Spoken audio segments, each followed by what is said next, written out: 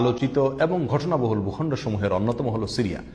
একজন মুসলমানের কাছে মক্কা এবং মদিনার পরে তৃতীয় সবচেয়ে গুরুত্বপূর্ণ এবং পবিত্রতম ভূখণ্ড হল সিরিয়া। কারণ রাসূল করিম সাল্লাল্লাহু আলাইহি ওয়াসাল্লামের বহু তাৎপর্যপূর্ণ ভবিষ্যৎবাণী রয়েছে সিরিয়াকে কেন্দ্র করে। আজকের সিরিয়ার প্রাচীন এবং ঐতিহাসিক নাম ছিল শাম। এই শামকে কেন্দ্র করে যতগুলো বর্ণনা হাদিসের কিতাবসমূহে পাওয়া যায়, সেই শামের সীমানা অবশ্য আজকের সিরিয়া থেকে বেশ খানিকটা বিস্তৃত এবং বড় ছিল। সিরিয়া, জর্ডান, ফিলিস্তিন এবং লেবানন এই দেশগুলো মিলে ছিল তখনকার শাম। অবশ্য তখনকার শামের সবচেয়ে প্রধান এবং বড় অংশ যেহেতু আজকের সিরিয়ায়, সেই জন্য সিরিয়াকেই সাধারণত শাম বলা হয়। শাম বা সিরিয়ার প্রধান এবং অন্যতম বৈশিষ্ট্য হলো যুগে যুগে আল্লাহ সুবহানাহু ওয়া তাআলার পক্ষ থেকে বিভিন্ন নবী রাসূল যে সারা পৃথিবীতে এসেছেন, তাদের সবচেয়ে বড় অংশ এবং সবচেয়ে বেশি সংখ্যক নবী রাসূল এসেছেন এই শাম বা সিরিয়া। শাম বা সিরিয়া এটাই কিয়ামতের ময়দান হবে। কিয়ামতের দিন লোকেরা এখানেই সমবেত হতে থাকবে। এর বাইরেও শাম বা সিরিয়া প্রসঙ্গে রাসূল করিম সাল্লাল্লাহু আলাইহি ওয়াসাল্লামের আরো অনেক গুরুত্বপূর্ণ মন্তব্য এবং বক্তব্য রয়েছে। সামান্য কয়েকটি বক্তব্য আজ আপনাদের সম্মুখে আমরা পেশ করতে চাই। তার মধ্যে এক নম্বর হলো সহিহ বুখারীতে বর্ণিত হয়েছে, নবী আলাইহিস সালাতু ওয়াস সালাম বলেছেন, লা তাযালু তায়ফাতুম মিন উম্মতি মানসুরিন লা ইয়াদুররুহুম মান খাযালাহুম হাত্তা তাকুমাস সাআ। অর্থাৎ আমার উম্মতের মধ্যে একটা বিশেষ শ্রেণী, বিশেষ কিছু লোক থাকবে, একটা দল থাকবে যারা সত্যের পক্ষে লড়াই করতে থাকবে, আল্লাহর সাহায্য তাদের সঙ্গে থাকবে এবং তারা এই সত্যের পক্ষের লড়াইকে অব্যাহত রাখবে কিয়ামত কায়েম হওয়া পর্যন্ত। তাদেরকে যারা পর্যদস্ত করতে চায়, অপমান করতে চায়, ক্ষতি করতে চায়, তাদের কেউই তাদের কোনো ক্ষতি করতে পারবে না। এই হাদিসে নবী আলাইহিস সালাম যে দলটির কথা বলেছেন, যারা সাহায্য প্রাপ্ত হবেন আল্লাহর পক্ষ থেকে এবং যারা অটল অবিচল থাকবেন সত্যের উপরে কিয়ামত পর্যন্ত, যাদেরকে কেউ অপদস্থ করতে পারবে না, সেই দলটি কারা এবং তাদের অবস্থান কোথায় হবে, এই প্রসঙ্গে সহিহ বুখারীতে নবী আলাইহিস সালামের একাধিক সাহাবায়ে কেরামের মন্তব্য রয়েছে, যারা বলেছেন যে এখানে যে দলটির কথা বলা হয়েছে তারা হলেন সিরিয়ায় অবস্থানকারী হবেন এবং এটা হবে কিয়ামতের ঠিক আগ মুহূর্তে। তাবরানীর এক বর্ণনা, নবী আলাইহিস সালাম নিজেও বলেছেন আল্লাহর সাহায্যপ্রাপ্ত সেই দলটি থাকবে সিরিয়ায় বা শামে। সিরিয়া প্রসঙ্গে দ্বিতীয় হাদিসটি বর্ণিত হয়েছে সহিহ বুখারীতে। বিখ্যাত সাহাবী আব্দুল্লাহ ইবনে ওমর রাদিয়াল্লাহু তাআলা আনহু বলেছেন, রাসূল করিম সাল্লাল্লাহু আলাইহি ওয়াসাল্লাম ইরশাদ করেছেন, আল্লাহুম্মা বারিক লানা ফি শামিনা ওয়াফি ইয়ামানিনা, অর্থাৎ আল্লাহ আমাদের সিরিয়ায়, আমাদের ইয়ামানে আপনি বরকত দান করুন। এই কথা বলার পরে উপস্থিত লোকেরা বলল, ইয়া রাসূলুল্লাহ ওয়াফি নাজদিনা, আমাদের নজদেও আল্লাহ বরকত দান করুন, সেই দোয়া করুন আপনি। নবী আলাইহিস সালাম তাদের কথায় কর্ণপাত না করে আবারও বললেন, আল্লাহুম্মা বারিক লানা ফি শামিনা ওয়াফি ইয়ামানিনা। লোকেরা আবারও বললেন ওয়াফি নাজদিনা, আমাদের নজদেও। নবী আলাইহিস সালাম তখনও একই কথার পুনরাবৃত্তি করলেন এবং পরিশেষে বললেন, নাজদ সেই জায়গায় তো ফিতনা ফাসাদ হবে, সেখানে তো হত্যা, মারামারি, খুনাখুনি হবে, সেখানে তো ভূমিকম্প দেখা দিবে এবং সেখান থেকে তো শয়তানের শিং উত্থিত হবে, সেখান থেকে তো শয়তানের শিংয়ের আবির্ভাব ঘটবে, বের হবে। এখানে নাজদ বলতে কোন এলাকাকে বোঝানো হয়েছে, এই প্রসঙ্গে মুহাদ্দিসিনে কেরামের বেশিরভাগের মন্তব্য হলো নাজদ বলতে ইরাককে বোঝানো হয়েছে। নাজদ বলা হয় উঁচু অঞ্চলকে, আরবের বিভিন্ন অঞ্চলকে নাজদ বলা হয়। হেজাজ এটাকেও নাজদ বলা হয়, যেটা সৌদি আরবের ভিতরে, আর ইরাককেও নাজদ বলা হয়। সহিহ বুখারীর বিশ্ববিখ্যাত ব্যাখ্যাতা আল্লামা কিরমানী রাহিমাহুল্লাহ এবং আল্লামা খাত্তাবী রাহিমাহুল্লাহ এবং আল্লামা ইবনে আব্দুল বার রাহিমাহুল্লাহ সহ অনেক বড় বড় মুহাদ্দিসিনে কেরাম এবং হাদিসবিদগণ মন্তব্য করেছেন যে হাদিসের শেষ অংশে নবী আলাইহিস সালাম যে নাজদ প্রসঙ্গে মন্তব্য করেছেন, সেখানে নাজদ বলতে ইরাককে বোঝানো হয়েছে। হাদিসের সবচেয়ে বড় সমাহার কানজুল উম্মালে আবু নাঈমে বর্ণিত নবী আলাইহিস সালামের এক হাদিসে পরিষ্কারভাবে নবী আলাইহিস সালাম নিজেই বলে দিয়েছেন এখানে নাজদ বলতে ইরাককে বোঝানো হয়েছে। যাই হোক, এই হাদিস থেকে আমরা বুঝতে পারলাম বরকত নবী আলাইহিস সালাম চেয়েছেন আল্লাহর কাছ থেকে এই শাম বা সিরিয়ার জন্য। তাহলে এই শাম বা সিরিয়া এটা গুরুত্বপূর্ণ একটি জায়গা এবং নবী সাল্লাল্লাহু আলাইহি ওয়াসাল্লামের কাছে খুবই প্রিয়, আল্লাহর কাছে খুবই তাৎপর্যপূর্ণ একটি ভূখণ্ড। তৃতীয়ত যে হাদিসটি আমরা এই প্রসঙ্গে পেশ করতে চাই, সেটি বর্ণিত হয়েছে সুনানে আবু দাউদে এবং মুসনাদে আহমদে।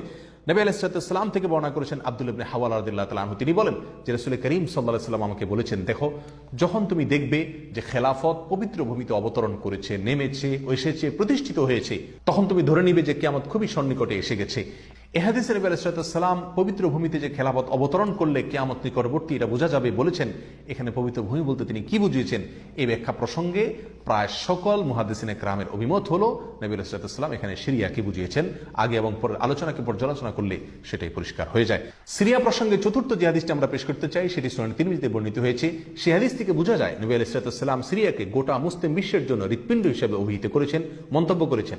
তিনি বলেছেন, সিরিয়ার লোকেরা যখন খারাপ হয়ে যাবে, মন্দ এবং খারাপ দিক যখন সিরিয়ার লোকদেরকে গ্রাস করবে, ছেয়ে যাবে, তখন তোমরা ধরে নিবে পৃথিবীর কোনো জায়গায় আর কোনো ভূখণ্ডে মুসলমানদের মধ্যে আর কোনো কল্যাণ অবশিষ্ট নেই। অর্থাৎ হৃৎপিণ্ডের মতো সিরিয়ার মানুষের মধ্যে যখন পচন ধরবে তখন গোটা দেহে, গোটা মুসলিম বিশ্বের মধ্যেই পচন তার আগেই ধরে গেছে, এটা পরিষ্কারভাবে বোঝা যাবে। এ হাদিস থেকেও সিরিয়া অত্যন্ত গুরুত্বপূর্ণ ভূখণ্ড, সেটা পরিষ্কারভাবে আমরা বুঝতে পারি। সিরিয়া প্রসঙ্গে 5 নম্বর হাদিসটি বর্ণনা করেছেন আবু হুরায়রা রাদিয়াল্লাহু তাআলা আনহু, আর এটি বর্ণিত হয়েছে সুনান ইবনে মাজায়। নবী আলাইহিস সালাম বলেছেন, একটা সময় আসবে যখন গোটা বিশ্বে বড় বড় যুদ্ধ বিগ্রহ সংগঠিত হবে, বিশ্বজুড়ে যখন বড় বড় যুদ্ধ দেখা দিবে, তখন মাওয়ালিদের অর্থাৎ নওমুসলিমদের একটি দল আল্লাহর পক্ষে, সত্যের পক্ষে, আল্লাহর দ্বীনের জন্য লড়াই করতে থাকবে এবং তখনকার আধুনিক যত অস্ত্র শস্ত্র এগুলিতে তারা সজ্জিত থাকবেন এবং সত্যের পক্ষে লড়াই করতে থাকবেন। তাহলে চরম সংকটময় পরিস্থিতিতে আল্লাহ সুবহানাহু ওয়া তাআলার একটা বিশেষ সাহায্য এবং অনুগ্রহ আমরা দেখতে পাচ্ছি, আর সেটা অবতীর্ণ হবে, সেটা নাজিল হবে এই সিরিয়ার দামেস্ক নামক শহরে। নাম্বার 6, সিরিয়া প্রসঙ্গে নবী আলাইহিস সালামের আরেকটি তাৎপর্যপূর্ণ ভবিষ্যদ্বাণী রয়েছে, যেটি বর্ণিত হয়েছে সহিহ মুসলিমে। বর্ণনা করেছেন সাহাবী নওয়াস ইবনে সুমাআন রাদিয়াল্লাহু তাআলা আনহু। তিনি বলেছেন, নবী আলাইহিস সালাম একবার দাজ্জাল প্রসঙ্গে দীর্ঘ এবং বিশদ আলোচনা করলেন। একটা পর্যায়ে এসে তিনি বললেন, কিয়ামতের পূর্বে আল্লাহর নবী ঈসা আলাইহিস সালাম যে আসমান থেকে অবতরণ করবেন পৃথিবীতে, তিনি অবতরণ করবেন মূলত সিরিয়ার দামেস্ক নামক শহরের, বর্তমান যে রাজধানী সে দামেস্ক শহরের পূর্ব অঞ্চলের একটি উঁচু এবং সাদা মিনারায় তিনি অবতরণ করে দুনিয়াতে আসবেন। এসে সারা পৃথিবী জুড়ে তাণ্ডব চালানো দাজ্জালের বিরুদ্ধে তিনি লড়াই করবেন এবং সিরিয়ার এই লুদ নামক জায়গায় তিনি দাজ্জালকে হত্যা করবেন। একজন মুসলমানের কাছে যে সিরিয়ার ভূখণ্ডটি অত্যন্ত তাৎপর্যপূর্ণ তা পরিষ্কারভাবে হাদিসের মাধ্যমে ফুটে ওঠে। নাম্বার 7, তিরমিজি বর্ণিত এক হাদিসে আসেন নবী আলাইহিস সালাম ইরশাদ করেছেন, কিয়ামতের পূর্বে ইয়েমেনের হাজরামাউত নামক শহরে সেখানে আগ্নোৎপাত দেখা দিবে, আগ্নেয়গিরি দেখা দিবে এবং সে আগুন মানুষকে ধাওয়া করতে থাকবে।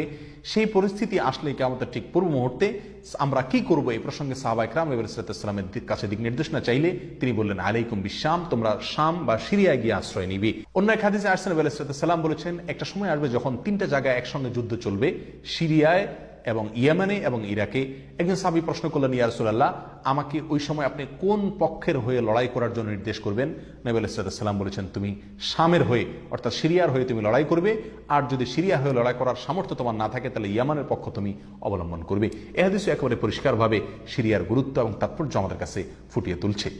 নাম্বার 8, মুসনাদ আহমদ সহ বহু হাদিসের কিতাবে বর্ণিত হয়েছে, কিয়ামতের পূর্বে যে আগ্নেয়গিরি দেখা যাবে, যে আগ্নোৎপাত দেখা দিবে, সে আগুন মানুষকে ধাওয়া করতে থাকবে এবং সারা পৃথিবীর মানুষকে ধাওয়া করতে করতে করতে একটা জায়গায় একত্রিত করবে, আর সেটি হলো সিরিয়া। নবী আলাইহিস সালামের ভাষায় আরদুল মাহশারি ওয়াল মানশার, অর্থাৎ সিরিয়াই হবে কিয়ামতের ময়দান। কিয়ামতের সময় সারা পৃথিবী থেকে মানুষ সমবেত হয়ে এই সিরিয়াতেই একত্রিত হতে থাকবে। নাম্বার 9, নবী আলাইহিস সালাম আরেক হাদিসে বলেছেন, মালায়েকাতুল্লাহি বাসিদু আজনিহাতাহুম আলা শাম, আল্লাহর ফেরেশতাগণ সিরিয়ার উপরে তাদের ডানাকে ছেয়ে আছেন অথবা ছেয়ে থাকবেন। এই হাদিস থেকেও শাম বা সিরিয়ার গুরুত্ব করে পরিষ্কারভাবে ফুটে ওঠে। নাম্বার 10, এক হাদিসে আসেন নবী আলাইহিস সালাম তার এক স্বপ্নের বিবরণ দিতে গিয়ে বলছেন যে, আমি একবার শুয়েছিলাম, দেখলাম আমার মাথার নিচ থেকে আল্লাহর কিতাবকে ছিনিয়ে নিয়ে যাওয়া হলো এবং সেটাকে যখন নিয়ে যাওয়া হচ্ছে আমি তাকিয়ে থাকলাম কোথায় নিয়ে যাওয়া হচ্ছে। দেখলাম যে একটা আলোক রশ্মি চলে যাচ্ছে এবং যেতে যেতে সিরিয়ার ভূমি পর্যন্ত সেটা চলে গেল এবং সেখানে গিয়ে অবতরণ করলো। এরপর নবী আলাইহিস সালাম বললেন, আলা ইন্নাল ঈমানা ইযা ওয়াকাআতিল ফিতানু বিশাম, অর্থাৎ যখন সারা পৃথিবীতে ফিতনা ফাসাদ ছেয়ে যাবে তখন ঈমানের ঠিকানা হবে সিরিয়ায়, আর ঈমানদারদের আশ্রয়স্থল হবে, শেষ ভরসা হবে সিরিয়া। সম্মানিত ভাই বন্ধুগণ, এই হাদিসগুলো থেকে পরিষ্কারভাবে ফুটে উঠলো যে মক্কা মদিনার চাইতেও ঘটনাবহুল হবে কিয়ামতের পূর্ব মুহূর্তে শাম বা সিরিয়া নামক ভূখণ্ড।